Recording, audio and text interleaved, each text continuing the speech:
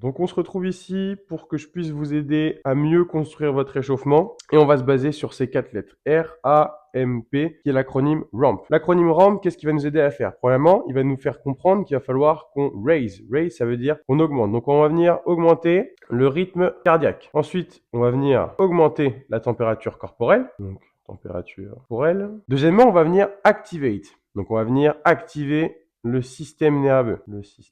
Améliorer donc la connexion cerveau-muscle. Ici, on va venir mobilize. Donc, on va venir mobilize. Je vais me faire 3 flèches. Toutes les structures qui vont être impliquées dans la contraction musculaire. Donc, ici, on va avoir les tendons, les articulations et bien sûr, les muscles. Enfin, on va venir potentiate. Quand on dit qu'on va venir potentiate ici, ça veut dire qu'on va venir augmenter l'intensité progressivement jusqu'à une intensité souhaitée. Et je dirais même que dans potentiate, on va pouvoir venir chercher à mettre plus d'explosivité. Typiquement, le cas d'école que j'aime bien prendre dans cette situation, c'est-à-dire que si j'ai du squat à faire, faut pas hésiter à venir faire du squat sauté à vide ou avec une barre à vide juste avant, pendant l'échauffement. Ça va nous permettre d'augmenter le rythme cardiaque, la température corporelle aussi. On va bien se remettre dans les mêmes schémas nerveux que ceux du squat. On va venir activer les tendons, les articulations et les muscles. Bien évidemment, on le fait progressivement. On ne fait pas premier exercice d'échauffement, squat sauté. Non. On prend le temps de faire la mobilisation avant, des mouvements squat simples, des mouvements de fente peut-être, des mouvements de front squat et après, on peut venir mettre du squat sauté pour potentier sur la fin de l'échauffement. Et tout ça, en fait, qu'est-ce que ça va nous apporter comme bénéfice? Alors, premièrement, on va avoir un meilleur recrutement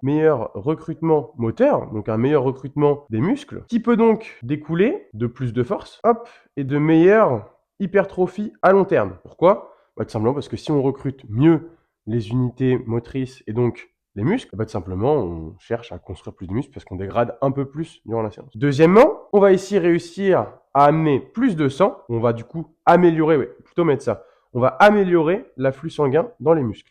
Améliorer l'afflux sanguin. Et si on améliore l'afflux sanguin, qu'est-ce qu'on améliore? On améliore l'afflux en oxygène dans les muscles. L'oxygène étant nécessaire à la contraction musculaire. Donc si vous voulez, on se met dans les meilleures conditions pour performer. Voilà!